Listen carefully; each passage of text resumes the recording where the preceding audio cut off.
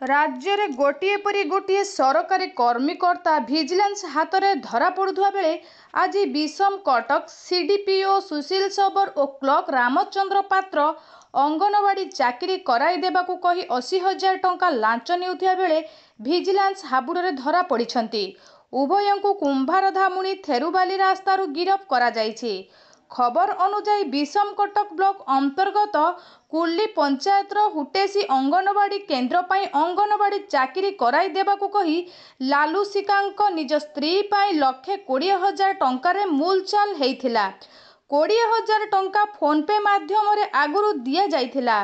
बळका पैसा गतकाली अर्थात 22/6 तारिख रे 80,000 टंका देउथबा बेले रायगड़ा जयपुर विभाग भिजिलेंस हाथ में धरा पड़िछंती। घटनास्थल में अनेक प्रमाण संग्रह करी 2 जन को गिरफ करा जायछि। एने विभागीय पक्षर कौनसी प्रतिक्रिया मिली पारि नाही।